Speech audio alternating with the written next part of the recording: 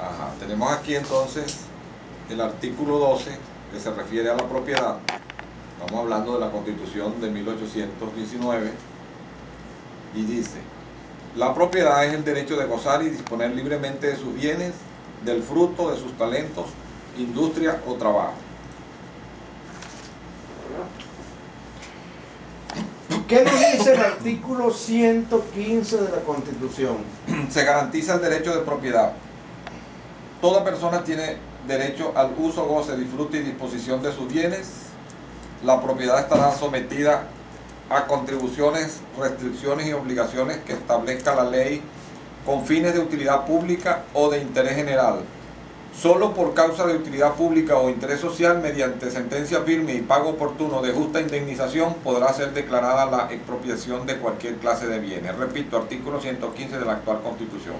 ¿Qué quiere decir eso? ¿Qué pensó el Libertador en aquel momento cuando se hizo la primera Constitución de la República de Venezuela? Aquel entonces, República de Venezuela. Lo que termina de leer en este momento es la Constitución actual, pues. De paso, para algún amigo, conozco las 26 constituciones de Venezuela, más la de Colombia, más la de Estados Unidos, estamos completamente a la orden, y otras constituciones que les puedo ayudar. ¿Qué quiso decir Simón Bolívar con eso? Que la propiedad, si nosotros atacamos o nos dejamos invadir la propiedad, no podemos encontrar paz. ¿Por qué? Porque si yo voy con violencia ante tu persona, ¿qué pasa con la violencia, papá?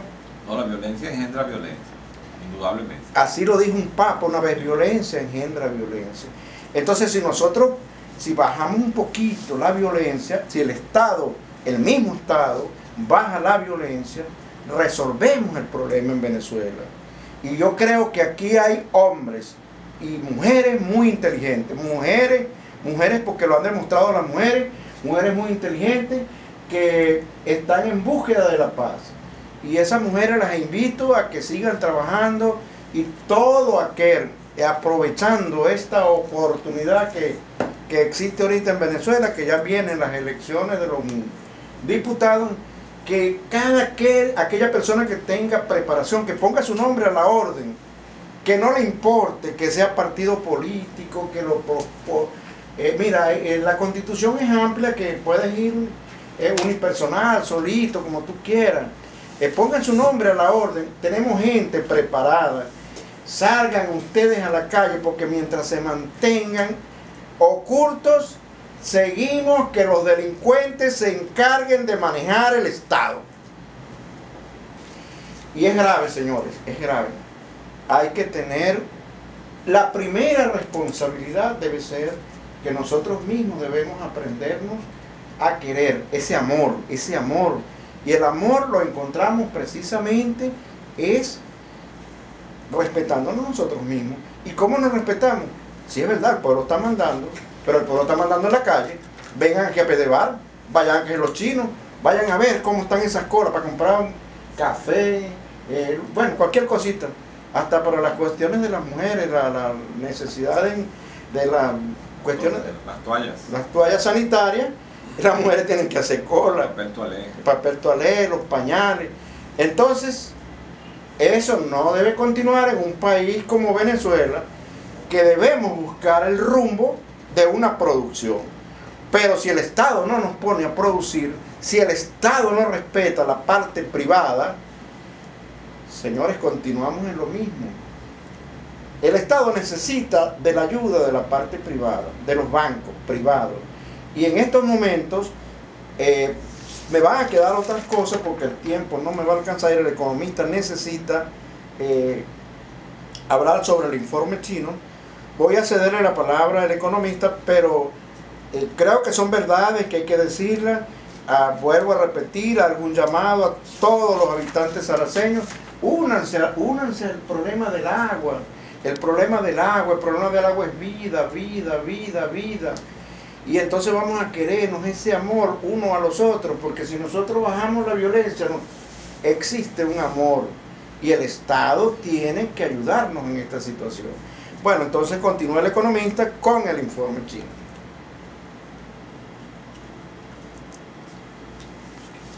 Bien, muy interesante Lo que ha puesto, doctor, usted con relación a la Constitución de 1810, 1819, recordemos que también se le conoce como Congreso de Angostura, muy significativa y sobre todo para el día que estamos conmemorando hoy, 19 de abril. Recordemos pues que el 19 fue la declaratoria de la independencia como tal. Hubo un cabildo abierto ese día en la ciudad de Caracas y se hizo la declaración. Muy importante disponer o tener pues el estudio pues de estas constituciones. El doctor pues ha tenido pues la gentileza de llevarnos pues o revisar un poco la historia de esta constitución, él como jurista, pero todos debemos como personas pues como venezolanos conocer realmente nuestra historia y analizarla, compararla, porque recordemos pues que en estas constituciones está la génesis, la esencia, digamos, de lo que es nuestra constitución actual. Bien, amigos, vamos a continuar algunos comentarios sobre algo que ha quedado un poco pendiente a veces por falta de tiempo, que es en relación pues al informe chino sobre la economía venezolana. Este informe fue presentado, como lo hemos dicho, el 1 de julio del 2014 por una calificadora de riesgo, una de las principales calificadoras de riesgo que está en China, a nombre del gobierno chino,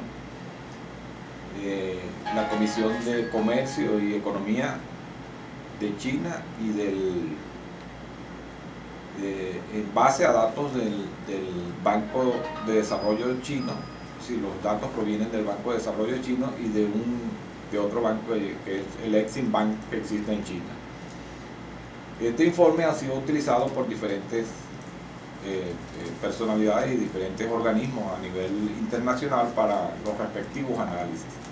Hemos dicho que no es que este informe tenga algo nuevo que ya nosotros no conozcamos.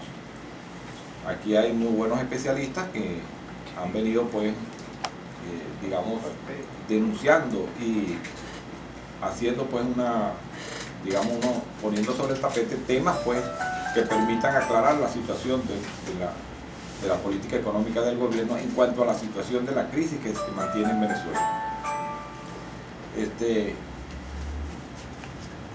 En el informe, en su introducción, pues señalaba pues que los desequilibrios macroeconómicos que presenta la economía china y la economía venezolana no han sido solventados, y tiene pues el gobierno de China bastante preocupación por el monto de sus inversiones que ha hecho aquí en Venezuela y que está realizando. Pues. De acuerdo con un estudio de la Universidad de Boston, señala pues que Venezuela es el país que ha recibido mayores inversiones hasta el momento de China. Estamos hablando de algo más de 56.300 millones de dólares. Brasil, que es el segundo en recibir inversiones de China, solamente de acuerdo con ese informe ha recibido 22.000 millones de dólares, siendo Brasil una economía mucho más grande. Entonces, ustedes entenderán pues la magnitud y la preocupación que tiene China en relación con estos préstamos que le ha hecho Venezuela. Y la situación, no hay intenciones de cambiar la política.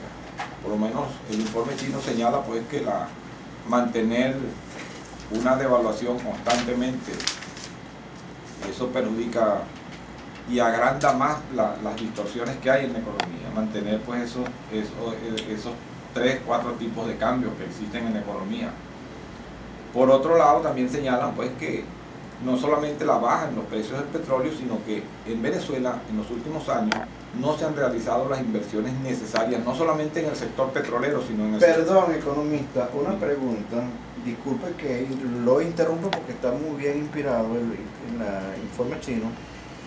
Pero, ¿usted no cree que el Banco Central de Venezuela, o sea, el presidente del Banco Central de Venezuela, tiene gran culpa en esa situación? Eso es otro de los temas que preocupa a los chinos. la violación del artículo 318, 319 y ¿Qué nos 320. ¿Qué nos dice ese artículo 318? Vamos a ver cómo lo podemos interpretar de la Constitución. Bueno, el artículo 318 de la Constitución, o el 218, donde se establece la autonomía del Banco Central de Venezuela. Bueno, porque si es un banco autónomo, digo, debería existir por lo menos una buena concentración de la parte económica en Venezuela. Perdón, 318.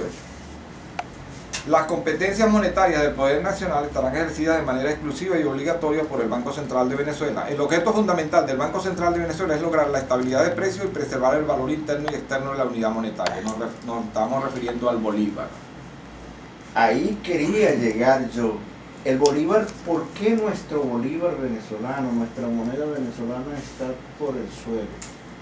Bueno, siguiendo pues el curso o el análisis o la preocupación de estos chinos, hacemos referencia al informe chino porque primero es un informe que no podrá ser desmentido, porque hay, digamos, cierta afinidad política del gobierno venezolano con el gobierno chino, aunque yo no creo en ese tipo de afinidades, pero vamos a respetarlo. Entonces eso lo hace pues que tenga mucho más valor ese informe chino. El otro problema que estamos presentando es que los organismos nacionales encargados pues de suministrar información han venido presentando retardos, en ellos en algunos casos de más de un año. Eso nos dificulta el análisis también. Entonces, una de las cosas pues, mantener constantemente una devaluación y 3 o 4 tipos de cambio, o no sé cuántos tipos de cambio, eso indudablemente que es someter pues, a una economía pues, a que esté al borde. A un castigo de prisión. Sí, porque el tipo de cambio, nosotros debemos ir a la unificación cambiaria. ¿Qué es la unificación? Que tengamos un solo tipo de cambio. Por supuesto, siempre va a haber un mercado paralelo porque siempre se maneja un mercado, digamos, mercado negro, pues donde se especula. Recuerden ustedes que todo eso comenzó hace algunos, ya bastantes años, el motivo de demanda de dinero por motivo de especulación. No es que está institucionalizado, sino que eso se descubrió por allá en el año de 1929 cuando hubo aquella gran crisis y se redefinió nuevamente el liberalismo económico, que el famoso economista introduce por primera vez la demanda de dinero especulativa, y de ahí para acá es que empezamos a conocer lo que es lo que produce sobre la economía el efecto especulativo en la economía. Bueno, no se han tomado las medidas, parece que no se piensan tomar las medidas. Primero, hacer una unificación cambiaria, debemos ir a hacer un solo tipo de cambio. En segundo lugar, el Banco Central de Venezuela en estos momentos no tiene capacidad de garantizar la demanda de divisas que requiere el país, que se ubica entre 30 y 35 mil millones de dólares para poder funcionar como debe funcionar. Entonces, dadas esas condiciones y de acuerdo con lo que dice el informe chino, es imposible que nosotros tengamos un arranque económico en condiciones, digamos, saludables. Economista, usted que habla mucho y lee de la economía, porque yo que soy abogado y leo la ley, pero me gusta apoyarme a ustedes. ¿Qué pasa con la cuestión del oro en Venezuela? ¿Dónde están nuestras reservas de oro? Bueno, por definición, parte de nuestras reservas internacionales, estamos hablando de las reservas internacionales. Muy importante su pregunta, muy importante. Eso es correcto. Sumamente importante esa pregunta. ¿Qué son las reservas internacionales? Todo bolívar que circula en la economía nacional en Venezuela está respaldado o debe estar respaldado por lo que tenemos nosotros de reservas internacionales, y es lo que permite hacer el flujo internacional, que no es otra cosa que aquella famosa balanza de pagos. Nos permite pues que la balanza esté más o menos equilibrada. Eso no está ocurriendo. Nosotros en los actuales momentos no disponemos de información oportuna para saber dónde, en primer lugar, dónde está nuestro oro, es decir, dónde están esas reservas. Suponemos pues que deberían estar en las bóvedas del Banco Central una vez que fueron traídas a Venezuela hace algunos años. La mayor parte de las reservas están en oro. Nuestras reservas internacionales deben estar por ahí donde se ubican, se habla de 22.000, 23.000 o 19.000, no sabemos a la ciencia exacta cuánto es la cantidad. De ese total de 23.000 o 22.000 millones en dólares, si los ubicamos en dólares, hay unas reservas que se llaman operativas, que son las que permiten hacer el flujo de transacciones. Esas reservas operativas, estamos hablando de 3, 4 mil millones de dólares, que forman parte de esas reservas internacionales. Esto es muy importante porque cuando decimos que el Banco Central viene violando la ley, el Banco Central emite dinero inorgánico, y esto ha sido denunciado reiteradamente por los diferentes especialistas que manejan el tema, porque emitir dinero inorgánico produce inflación y no tiene respaldo. Le están inyectando dinero a la economía, en una economía donde no hay una producción, es decir, donde no hay una oferta, digamos, lo suficientemente necesaria para poder absorber una demanda. Entonces, si tú a esa demanda, es decir, al consumo, le inyectas dinero, ¿qué hace la gente? Tiene dinero para demandar, pero entonces no hay oferta, la oferta no responde. Entonces, eso es un incentivo, como quien dice, como el que le echa gasolina, es echarle gasolina, digamos, para que la inflación agarre más potencia. Ya no hablamos de una inflación normal y corriente. En Venezuela está ocurriendo lo que se llama un proceso de hiperinflación, algo que camina sobre los 3 dígitos. Esto es devastador. Y las consecuencias en los próximos meses, y nosotros lo hemos dicho y lo hemos alertado, no es nada raro que en cualquier momento pueda haber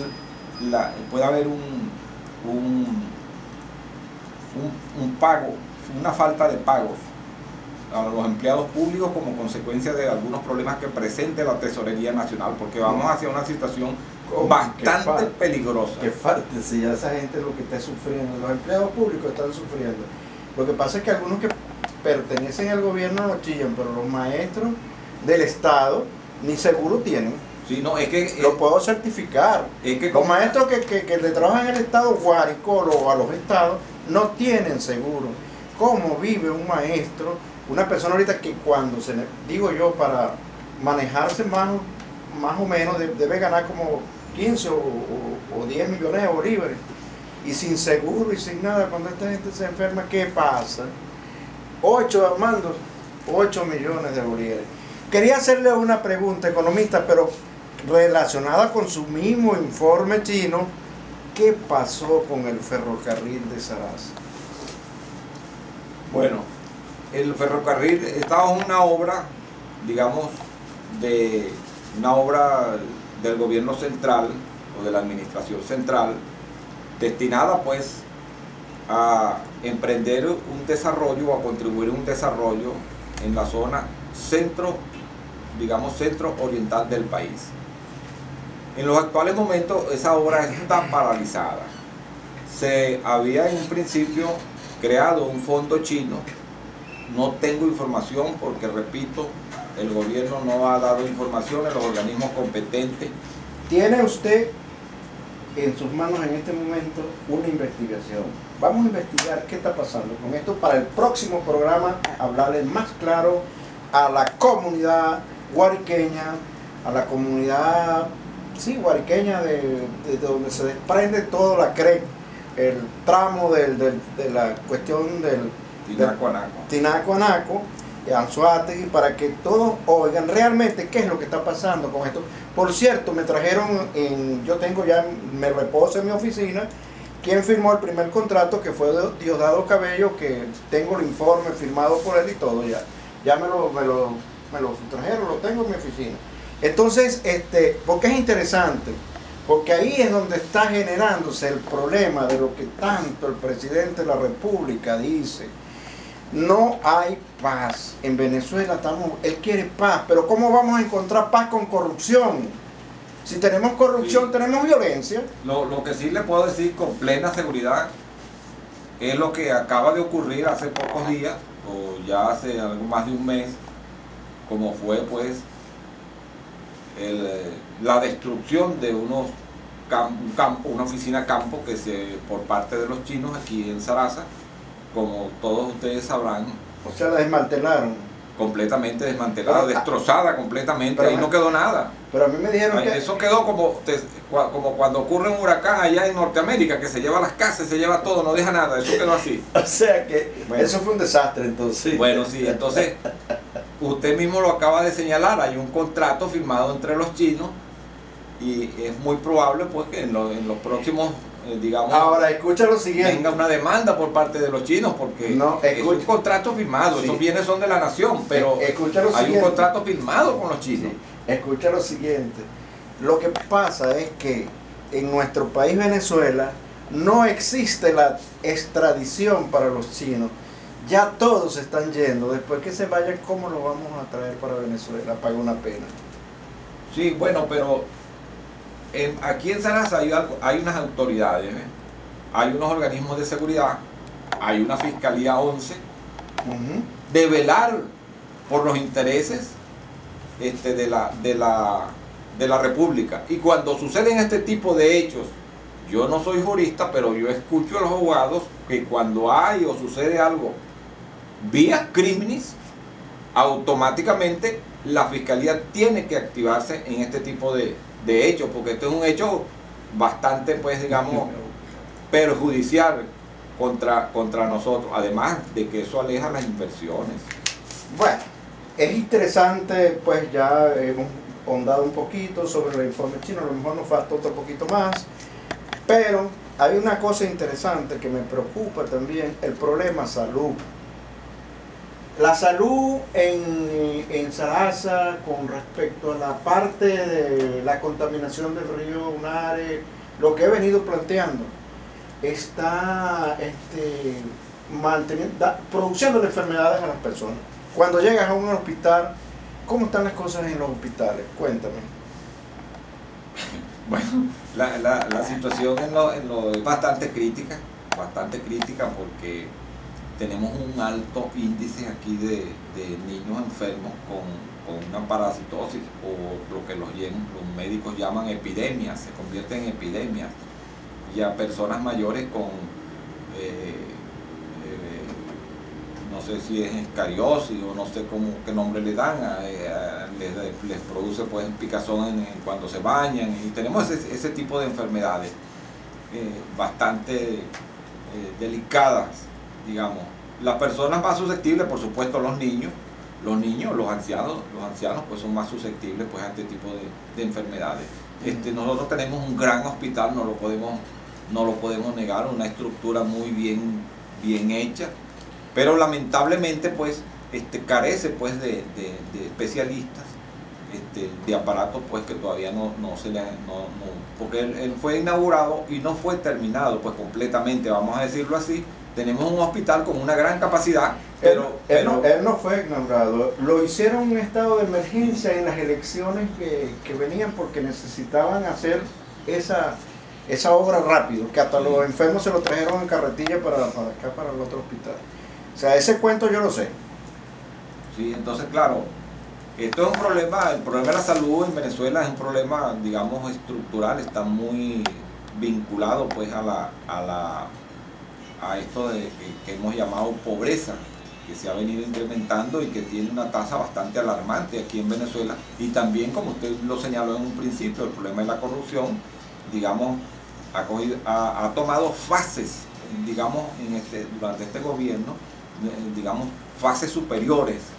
Bien, se ha elevado mucho la corrupción aquí y ha alcanzado niveles, ha tomado nuevas formas, la corrupción descaradamente, pues, y como el Poder Judicial en cierta forma ha estado secuestrado por el Ejecutivo Nacional. Eso es correcto. Porque no hay una diferenciación, no hay una independencia de poderes. Dígalo. Ahí tenemos el caso, por ejemplo, de la jueza Piune, que el presidente de la República, póngame preso a esa juez. Todavía, imagínese usted que todavía está presa.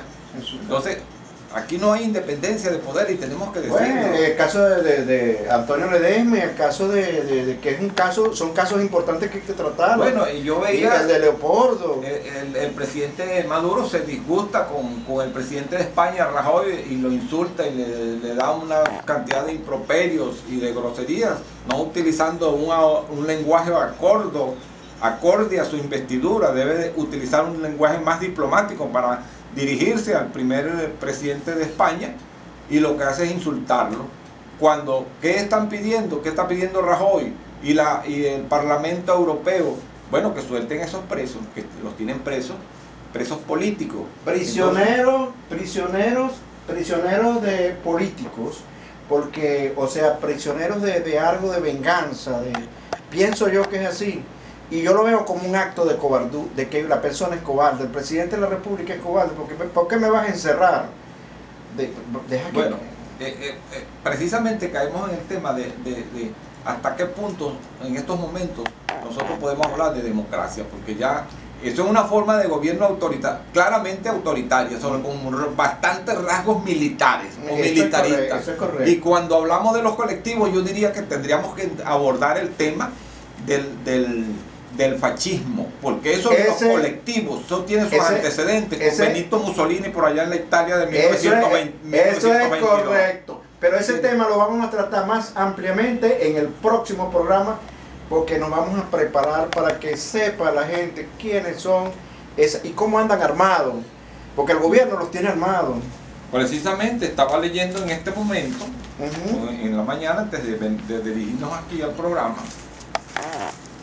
Este sábado, en un acto, esto fue ayer, de Primero Justicia en la parroquia Los Flores de Catia, el candidato de diputado por la tolda auriniega, Sabeiro Vivas, fue agredido por grupos armados. En la gráfica se observa Vivas con la camisa azul ensangrentada mientras era auxiliado por vecinos de la zona. Tomás Guanipa, secretario general de los justicieros, quien acompañaba a Vivas en el recorrido por la comunidad, fue agredido por grupos armados con armas cortas. Hirieron a nuestro candidato y dispararon al aire para amedrentarlo. Y pensar que Miguel Rodríguez, este es otro comentario aparte que está dentro del mismo artículo, pensar que Miguel Rodríguez Torres, entonces el ministro de Interior, Justicia y Paz, lo mandaron de vacaciones. Bueno, dicen sí, vacaciones. Todos recordemos que Rodríguez Torres era ministro y lo quitaron cuando le hizo frente a unos colectivos en Caracas, donde hubieron unos muertos y había hasta secuestros, tenían unos PTJ secuestrados y cosas por el estilo. ¿Qué entiende usted por eso? Eso es violencia, ¿no? Eso es violencia. ¿Y violencia nos puede dar? Violencia de la que yo llamaría fascista. Pero violencia no puede dar paz. Si el mismo gobierno está propiciando la violencia, no puede pedir paz. Tú no puedes pedir lo que tú no das. Y entonces el amor a Venezuela, el amor a la patria, el amor a los venezolanos, ese cariño, ese amor que tenemos que tenernos todos los venezolanos, se está perdiendo porque el mismo Estado venezolano lo que está propiciando es violencia. Continuando con el programa Democracia y Justicia con la Comunidad, y este servidor Rafael Celestino Torrealba, a la orden de toda Venezuela, pregunto lo siguiente, Ubaldo, ¿cómo usted las elecciones tanto de la mesa, de la unidad de los candidatos a diputados, los nombres que se ventilan son positivos, son gente científica que pueda resolver problemas? Porque en este momento no necesitamos tirapiedras, necesitamos ni ladrones, necesitamos científicos, porque el problema de Venezuela es grave. Mire, me va a disculpar, ¿no? Por lo que le voy a decir. A mí me parece que la situación para las elecciones está grave. Porque el señor Diosdado Cabello, señor Diosdado Cabello acaba de eliminar las elecciones al Parlatino, que son elegidos por el voto directo, por el sufragio. Entonces, ahora estas elecciones se van a hacer en el Parlamento. ¿Qué le parece? Entonces veo muy mala la situación de las elecciones y de los candidatos también, porque si vamos a eliminar si nos vamos a eliminar las elecciones que democráticamente deben hacerse por el voto, ¿verdad? Entonces, bueno, esto nos está ¿cuál es la óptica, digamos, que estamos viendo con esta decisión del señor Diosdado Cabello? Que aquí, bueno, a la larga no va a haber elecciones, porque aquí hay que prepararse y asumir la responsabilidad. El comunismo ya llegó. En otras palabras, lo que tenemos es un comunismo. Bueno, venezolanos, guariqueños, saraceños, una vez más estuvimos en el aire gracias a 96.9 FM.